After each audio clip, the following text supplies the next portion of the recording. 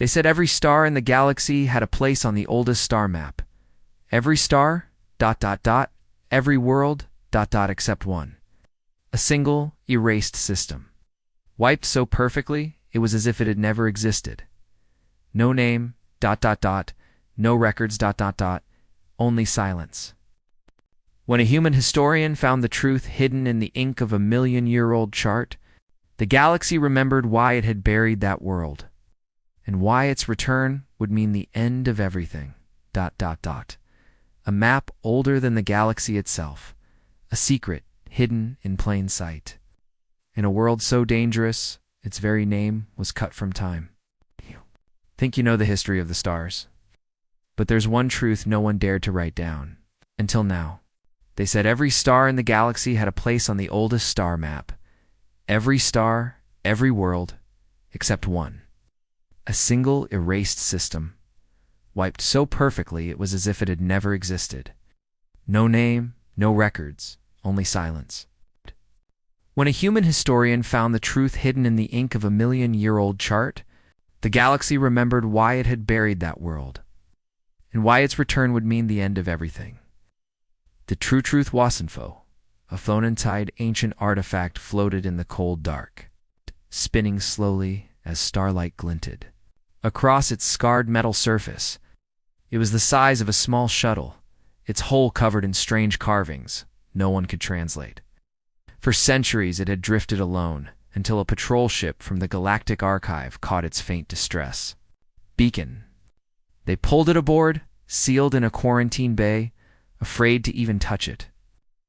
Dr. Elias Kane stood behind the glass, his breath fogging as he stared at the object. He had been called here as the only human historian in this sector, though no, one would say why.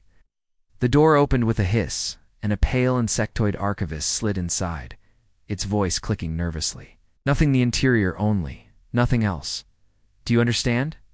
Kane nodded, but the archivist's eyes kept darting to the floor, as if afraid something might hear them. Inside, the air was stale and heavy. The chamber's single console flickered with dim green light, displaying a projection that filled the room a star map. Kane's pulse quickened. He had studied thousands of such charts, but never one so old. The stars were arranged in a pattern he didn't recognize, and every detail was precise. Too precise for its age. His gaze drifted across it, then stopped. In one corner, there was an empty space where a system should be. Faint traces of erased coordinates bled through, as if the map itself wanted to remember. His breath caught. It was Sol, Earth's system, but altered, wiped away. The archivist hissed sharply when he pointed it out, slamming a clawed hand onto the console and shutting the projection off. That sector does not exist. Forget what you saw, for your own safety, it whispered. But Kane couldn't. The image burned in his mind. Earth. Missing. Why? That night, in his quarters, Kane couldn't sleep. He accessed the archive's data net, searching every chart he could. Not a single modern map contained Earth, not even the coordinates. It was as if humanity's home had been surgically cut from history. He remembered the archivist's fear, and that told him something important. This wasn't an accident. It was deliberate. The next day, Kane returned to the quarantine bay, telling the guards he needed one. Final scan for calibration. They hesitated, but allowed it. He linked his wrist pad to the probe's console, downloading every bit of data he could before alarms blared. Red lights bathed the room as the archivist stormed in. You have no idea what you've done. It screeched. Kane didn't answer. His heart was pounding as he fled through the narrow halls, clutching his wrist pad like a lifeline. He could hear the echo of heavy boots behind him. The archive guards were in pursuit. But all he could think of was the erased system, and the one question that now consumed him. What had happened so long ago that the galaxy itself decided to forget? In a dim cargo hangar, he found an old friend, Tora, a reptilian pilot with debts deep enough to risk anything for credits. She didn't ask questions when he threw a handful of gold-pressed trade bars at her feet. We're leaving now. Destination. The dead coordinates, he said. Tora's eyes widened. That's suicide. Nothing comes back from there. Kane's voice was cold. That's because no one was meant to. Hours later, their ship slid through the void, heading toward a sector marked only by a black triangle on all navigational maps. As they crossed the border, every com channel went dead. The stars seemed to thin out, swallowed by darkness, and then shapes appeared ahead. Vast, unmoving silhouettes. Tora's voice trembled. Those are ships. Thousands of them. They floated in perfect silence, hulls scarred by ancient battles, weapons still aimed outward. Kane felt a chill crawl up his spine. The ships were human, and in that moment, he understood why the galaxy had tried to erase Earth. Because somewhere out here, hidden in the dark, humanity's past was still waiting. And it wasn't finished. The Ghost Fleet hung in the darkness, each ship larger than any modern cruiser Kane had seen. Their metal hulls were blackened by time, their weapon ports yawning open like the mouths of dead predators. Yet faint lights still flickered inside some of them. Tora kept their vessel drifting at a cautious distance, her claws tapping nervously against the controls. They're alive. Ow. Somehow she muttered. Kane's eyes scanned the nearest warship, a massive dreadnought with human markings. Faded, but still visible. The symbol of the old Terran Navy. A symbol no one in the galaxy had seen for over 10,000 years. They decided to dock, not because it was safe, but because curiosity had already chained Kane's mind. The dreadnought's docking bay doors opened as they approached, as if expecting them. Number signals, no commands, just an ancient system recognizing their presence. The moment the ship entered, massive clamps locked it in place. The docking. Lights flared to life, bathing the bay in a cold white glow. Kane stepped out first, his boots echoing in the empty metal corridor. Dust floated in the still air. The walls were lined with sealed containers, their labels worn away. Followed a path toward the central command deck. And there, in the heart of the ship, they found something impossible. A glowing stasis pod. Inside it, a human officer slept, dressed in armor from an age long before the archive. Kane wiped the frost from the glass, his breath catching as the pod's display recognized his DNA. Words appeared on the cracked screen. Commander. Identified. Reactivation protocol initiated. The hum of power surged through the ship. Consoles flickered alive. Ancient computers began running diagnostics. And across the entire fleet, dormant systems responded. It was waking up. The stasis pod hissed open, and the man inside slowly opened his eyes. His gaze was sharp, his voice steady despite the centuries. Status report, he demanded. Kane hesitated. You've been asleep for 10,000 years. The galaxy thinks Earth is gone. The officer didn't even blink. Good, that means the plan worked. Before Kane could speak again, alarms blared across the dreadnought. Holographic displays lit up with red warnings. Coming ships, dozens of them. Alien interceptors, their hulls bearing the insignia of the Galactic Enforcers. Tora swore under her breath. They tracked us. The officer reached for a control panel, his fingers moving with practiced speed. You have no idea what's about to happen, historian, but you're part of it now. The dreadnought's ancient weapons came online, targeting systems locking with perfect precision. One by one, the other ghost ships did the same. The entire fleet shifted into battle formation. Kane realized this wasn't a rescue. It was a war restarting, and the galaxy outside had no idea what was waiting for them in the dark.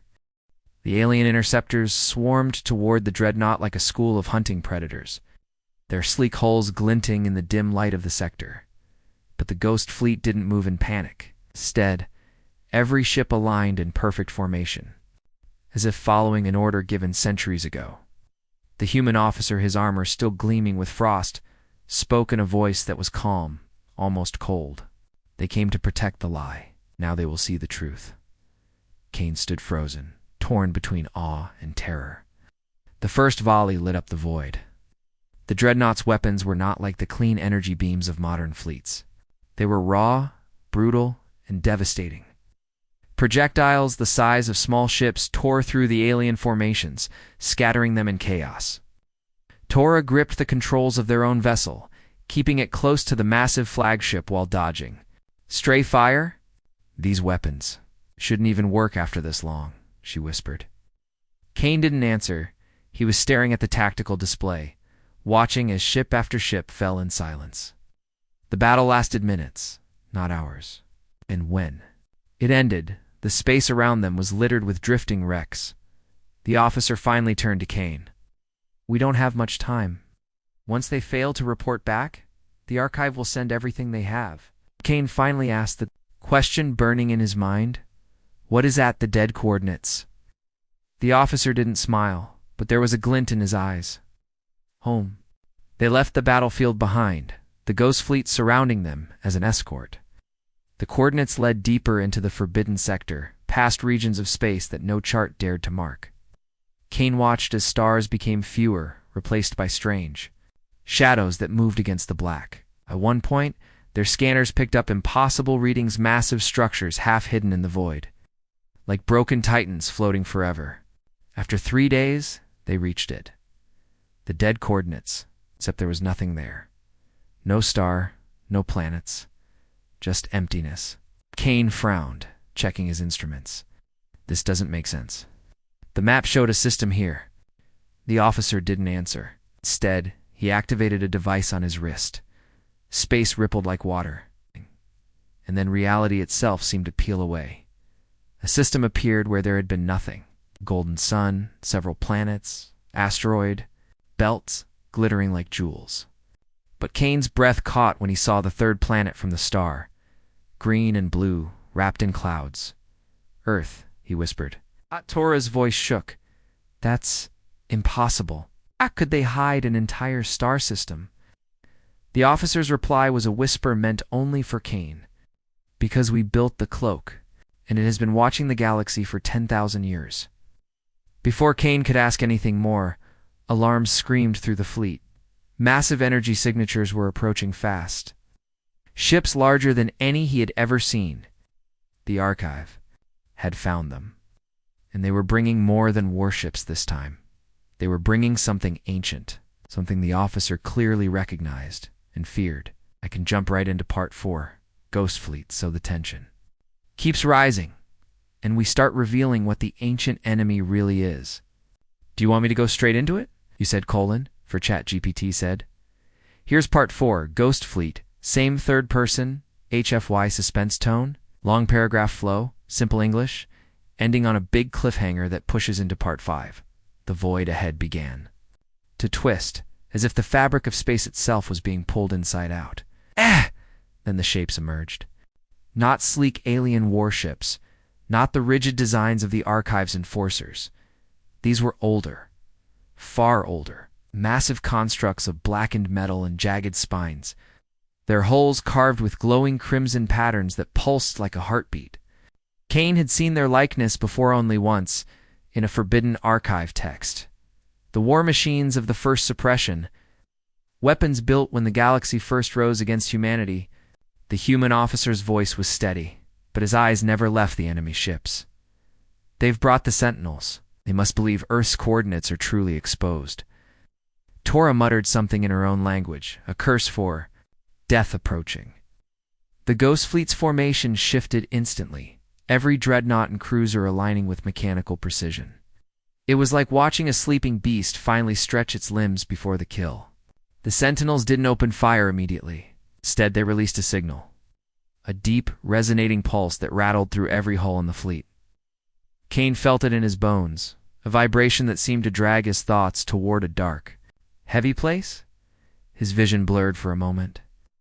He saw flashes, images of ancient battles, planets burning, oceans boiling under orbital strikes, humans standing against impossible odds, and then darkness swallowing them whole. Rolling, he staggered back, shaking his head to clear the visions.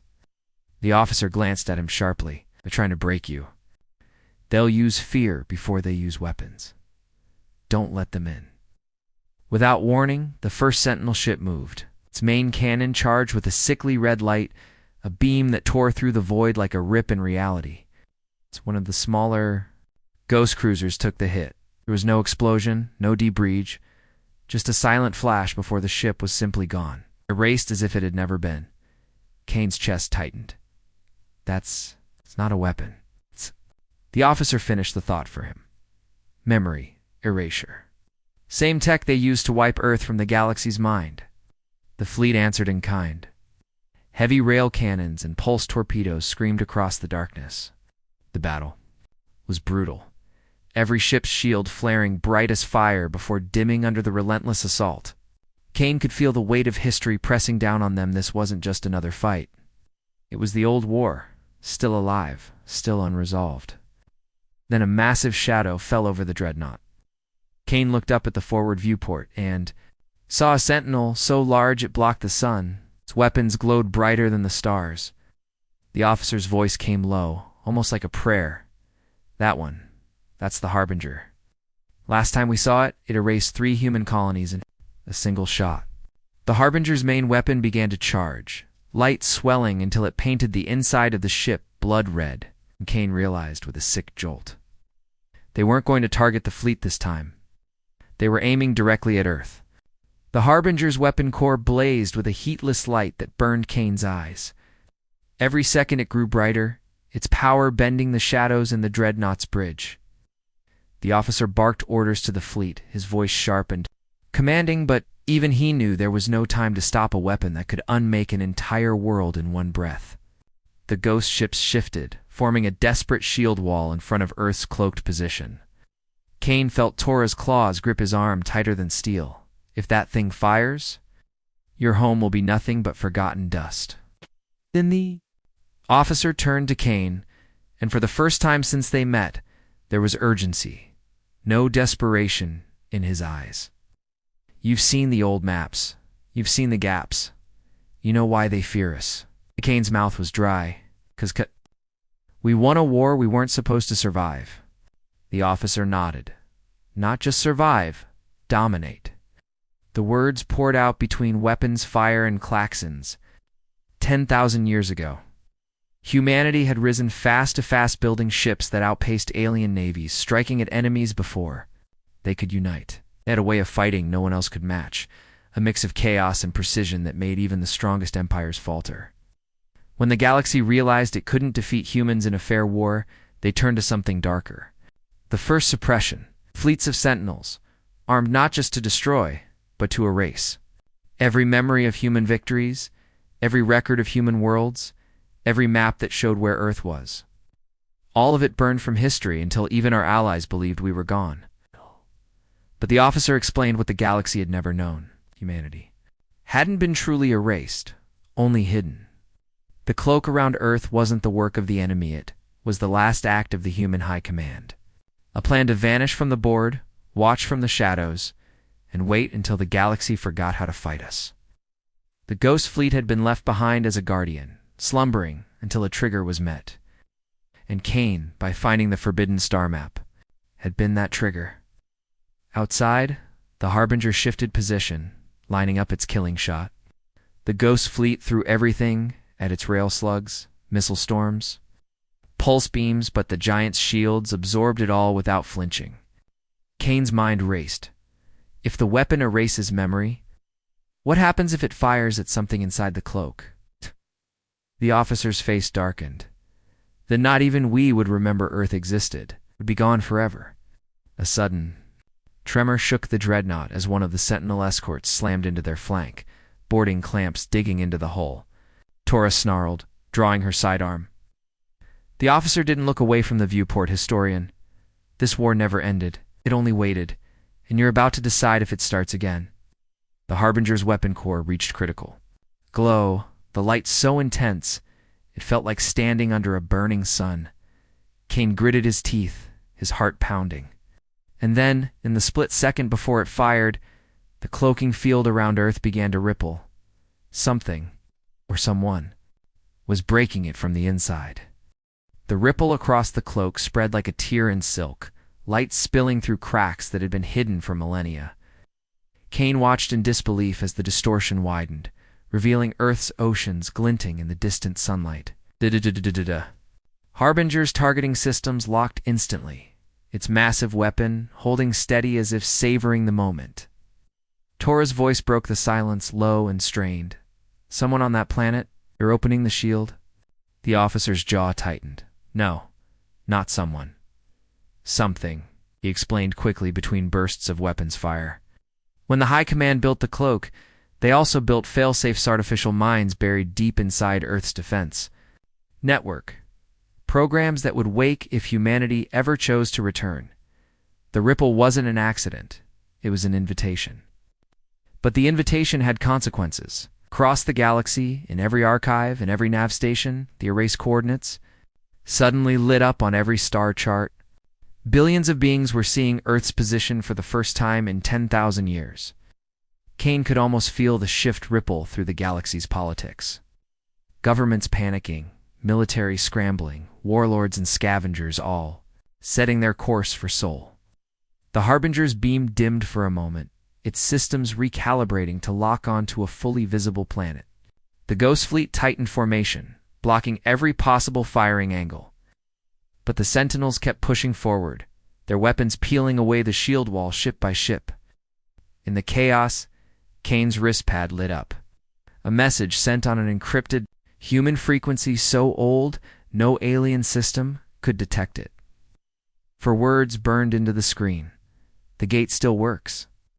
He showed it to the officer, whose eyes widened with something between relief and dread. "The wormhole gate, it's still intact. It leads straight to Sol, but it's sealed." The implication hit Kane like a physical blow. The only way to reach Earth before the Harbinger's weapon did was through a gate built in. The war's final days? A gate guarded by defenses even the fleet feared. Outside, the battle roared on, but Kane could feel the war shifting in a different way.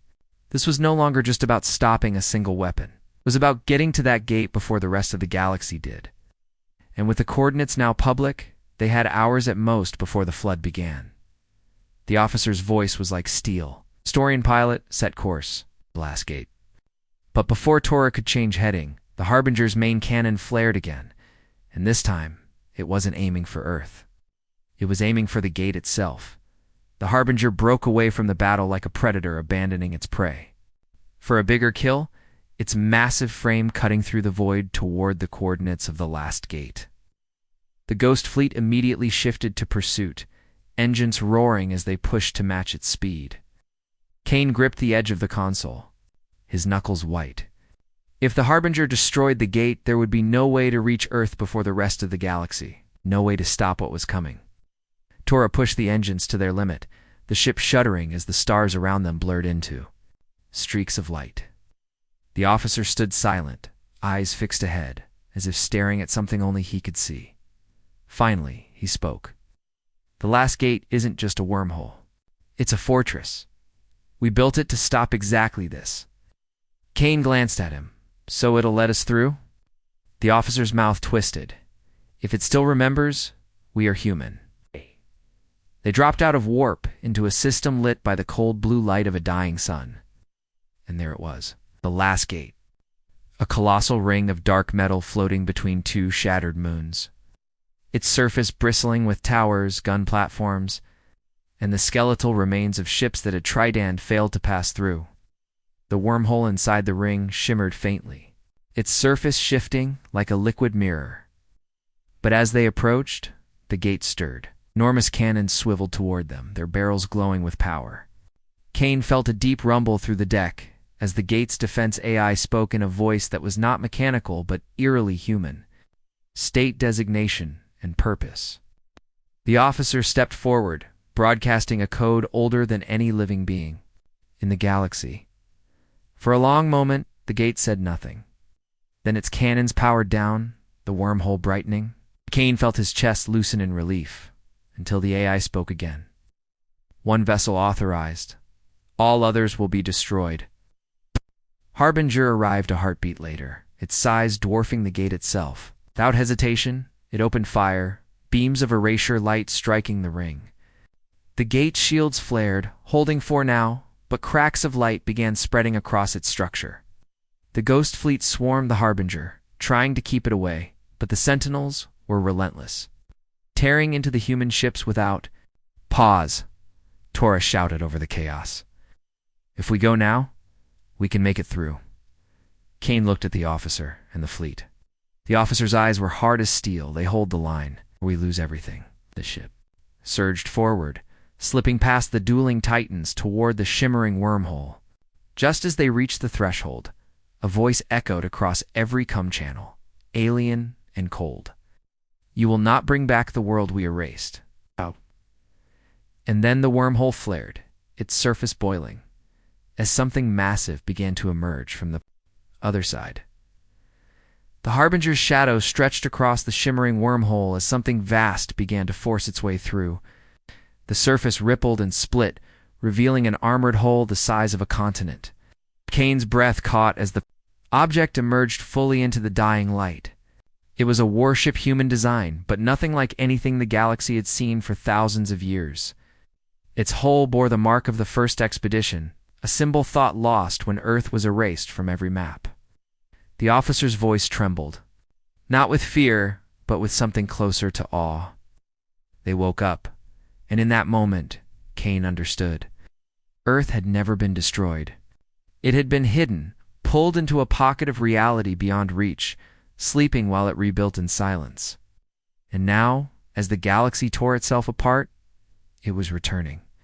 The alien voice that had warned them before spoke again, but this time it was laced with something it had never held before: panic. "Close the gate. Close it now." But the last gate ignored the command. Its massive frame vibrated as it poured every scrap of power into holding the wormhole open. From the warship's flanks, smaller ships launched, sleek, predatory, bristling with weapons that pulsed with the same strange glow as the erasure beams, except these were brighter, purer, unbroken by alien corruption. They tore into the sentinels with surgical precision, shredding them in seconds. Kane's come filled with voices, human voices, calm and coordinated. "Harbinger crew, this is the home fleet, behind our line. We will handle the enemy." The Harbinger drifted aside as the newcomers surged forward, their formation like a moving wall.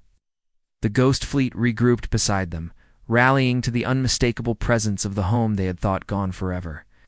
The Harbinger's captain appeared on the main screen, his voice steady but his eyes burning. "All forces form on Earth's flag. Today we end this." The alien fleets poured through the void, but they were met with a storm of fire so intense that space itself seemed to burn. The warship's main cannon fired once, a beam of white light that punched through the Harbinger's twin and split it in two. The debris floated for only seconds before vanishing in the expanding blaze of battle. As the fight raged, Kane caught a glimpse of something through the gate beyond Earth's massive flagship. A planet, blue and green, wrapped in clouds and shining like a jewel in the dark. Home. The officer's voice was quiet but carried more weight than any shout. This is why they erased it. Because they knew. If humanity ever came back, nothing in the galaxy could stop us. The last gate's voice, calm and ancient, echoed through every ship, friend and foe alike. Earth has awakened, and the age of silence is over. And in that moment, the galaxy's war changed forever.